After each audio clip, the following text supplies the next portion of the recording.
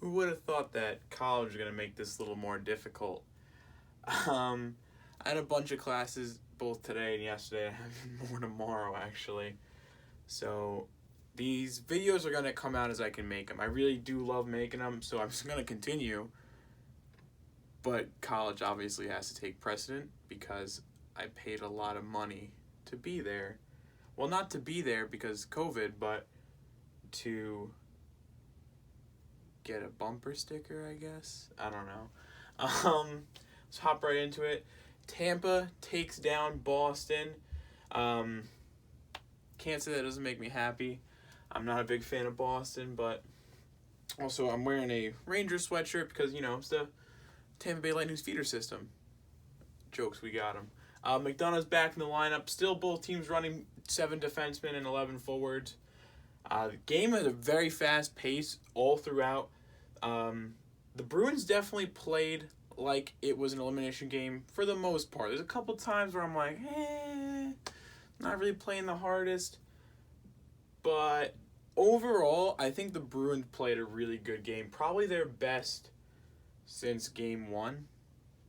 Yeah, probably their best since game 1. Point sets up Kucherov early. Kucherov hits the post.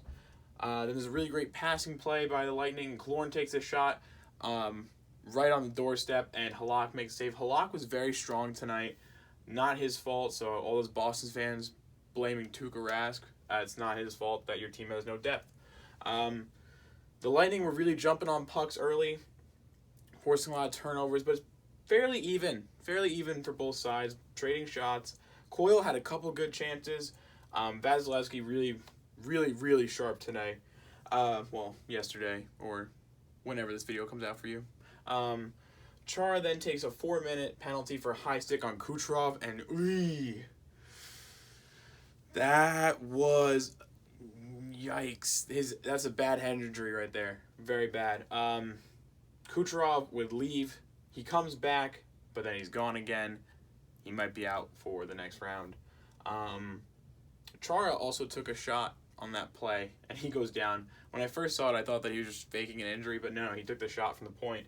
But Chara gets 4 minutes for that, and the power play really struggles because Kucherov's not there, and they're just kind of trying to fill spots. Gaudreau takes a late hooking penalty. Scoreless after the first period. Second period, as I said, Kucherov returns.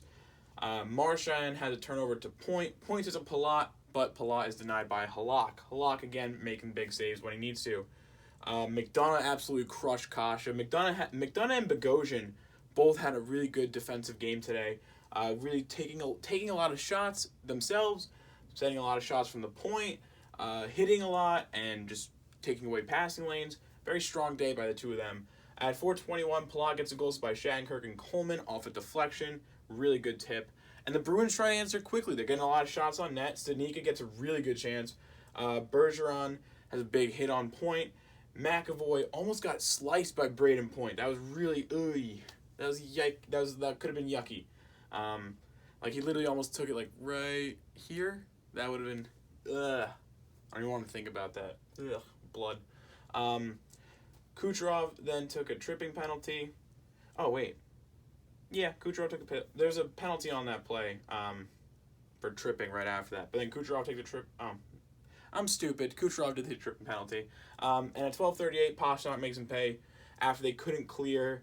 This is by Krejci and Bergeron. He's wide open, takes a shot at the left circle. Beautiful. Bogosian hits the post. Kucherov leaves again, does not return after that. Gore takes a hooking penalty late. And Pastrnak gets away with a trip on Gaudreau, which could have been a goal. I'm not going to lie. He's about to break it up on the right side. Ref's really not calling a lot on Boston today. Third period, Vasi stops Kuhlman on a break. Halak stops Palat on a pseudo 2-on-1. I say pseudo because the Boston defense were right on their heels, but Sorelli just couldn't get over because of that. But Halak still made the save. McAvoy hit from behind to the board, which leads to a scrum between Paquette and I didn't catch the Boston player, but it did happen. McAvoy leaves for a little bit, but he returns. No penalty on the play. Right call, though, because McAvoy was, turning, and he just got hit. There was no way that Paquette could have stopped. 12:05, Sorelli tips in a goal, a Hedman shot, gets the goal. Also assisted by Point. DeBrusque had a chance. Krejci had a chance on the rebound, but it's stopped by Vasilevsky. Bjork gets a chance, but it's stopped. In the 17-27, Krejci gets a goal off a Chara feed, assisted by Clifton as well. Hedman takes a tripping penalty late, and we head to overtime, because it can't be a game with Tampa without overtime. Bogosian blocks a shot. Marchand has a really good spinorama attempt, but the puck goes off his stick. Krejci gets away with a slash on Point where he literally broke Point's stick, and Point is like, yo, he broke my stick. What is up, my dudes? That's not cool. And like you could hear it is on the game, just going, hey! And I'm like, something must have happened at least. So yeah, no call.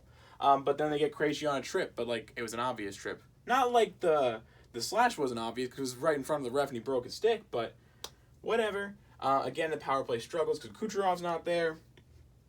Coyle has a chance, and he runs into Vasilevsky, which leads to a scrum because, of course. McAvoy and Lindholm have chances, but they can't get him to go. Vasi making the saves. I was given the slight edge after the first overtime to Boston, honestly. They're getting more shots on net. Second period, Halak has a big stop on Point early. Halak then stops a Shattenkirk shot through a screen. I really don't know how he made that save. There's no way he saw that puck. Vasi turns the puck over behind the net, and Nordstrom grabs it and he tries to center, but Sergachev gets the stick on his stick, which stops him. And that could have been, like, that was big because at 14-10, Hedman gets the goals by Shattenkirk and Point. Tampa wins the series 4-1 in double overtime with a score of 3-2. Shots on goal were 47-35 in favor of the Bruins. Faceoff percentage was 59.6 to 40.4 in favor of Tampa. Tampa went 0 for 1 on the power play for 0%, while the Bruins went 1 for 4 for 25%. Hits were 56-53 in favor of Tampa. Block shots were 35-34 in favor of Tampa, and save percentage was .957 to .914 in favor of Tampa. So, in terms of headlines for Tampa, no Stamkos or Kucherov heading to the next series. I would say that's an issue, except they're playing either the Flyers or the Islanders. So, as long as they score more than 3 goals, they're probably fine. Vasilevsky is probably the best goalie in the playoffs. And I'm going to flat out say that. I know everyone's like, Varlamov. What offense has Varlamov had to play? Yeah, that's what I thought. Vasilevsky's have been making big saves on really good teams for a while now. He's just kind of been overshadowed by other goalies, even though he's doing the same, if not better. I say better. Boston, with their exit here, is Chara going to retire? Probably, which is sad. I really like Chara. I don't know if there's anyone who doesn't like Zdeno Chara. It's a sad way to go. And in terms of things ending, is this the Boston's core? Like that Marchand, Bergeron, Pastrnak, McAvoy, Coyle. Like, how much longer does this core have together? How much longer is the Boston window open? I don't know. It looks like we're having a changing of the guard with Boston losing here. Pittsburgh rebuilding probably. The Capitals probably rebuilding or at least resetting. San Jose resetting. Nashville probably the same. Looks like a changing of the guard in my opinion. Colorado, Dallas. All right, this wasn't a game. This was not a game. Francouz was unfit to play, who, by the way, is their second-string goalie. So for his first NHL playoff start, Michael Hutchinson. Backed up by some guy, Miska, never heard of him. I think he's only played 1 game in like 2018 as well. Also, if you're a Maple Leafs fan, you know Michael Hutchinson, not great. Well, guess what? It doesn't matter when your offense is led by Nathan MacKinnon. Bishop is in net for a bit. Colorado is trying to fight off elimination, and they very much do it. At 4:37 of the first period, Belmar gets a goal assisted by O'Connor and Nieto. At 11:51, Burakovsky gets a goal assisted by Rantanen and Makar. 12:32, McKinnon gets a goal assisted by Compher and Graves. At 13:43, Kadri gets a goal assisted by Nichushkin and Landeskog. Bishop gets pulled. After that, 14:27, Rantanen gets a goal assisted by Girard and Burakovsky. 5-0 at the end of the first period. Okay, game. There was no way that Dallas was coming back from that, in my opinion. Dallas has been doing good at coming back from games, but Colorado is not Calgary, first of all. Second of all, No.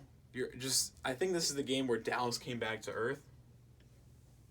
Meaning their offense has been very hot and cold throughout the regular season, and now their main players haven't really shown up. That's exactly what happened. They didn't show up. This is typical Stars. The second period, Pavelski gets a goal by Janmark and Guryanov. Oh, by the way, before I get into that, the first period, Dallas didn't even get a shot until, like, after the fourth goal. Yikes. Pavelski gets a goal by Janmark and Guryanov at 7:50. And on the power play, they get a goal. Heiskanen by Guryanov and Hintz. So now it's only 2-5, and you're like, oh, that's not bad.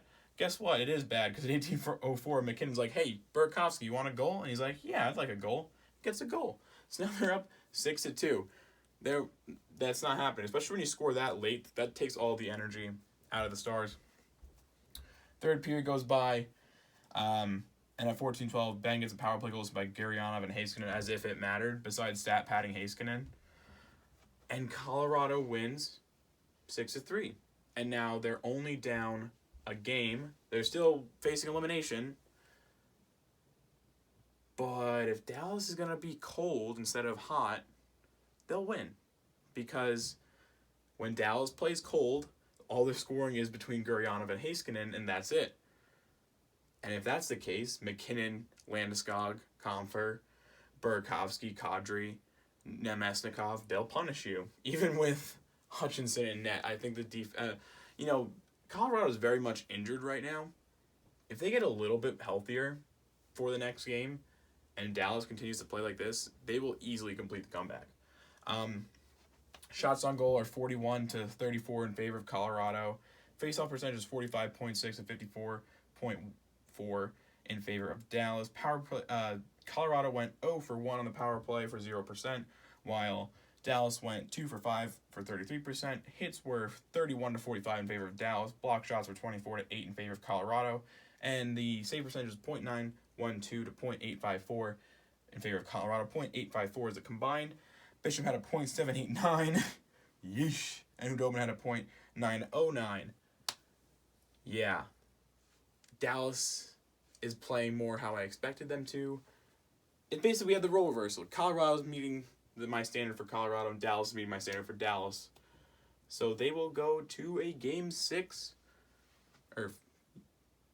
Game 6. I don't know how to count. Not well, apparently, but we'll see. And that's all for today. If you liked, like, comment, share, subscribe. If you like my takes, you can also find them on the Armchair Analyst podcast on SoundCloud. And the next video will come out when I can get it out. I gotta do college stuff first, which sucks, but it is what it is. Hope you enjoyed.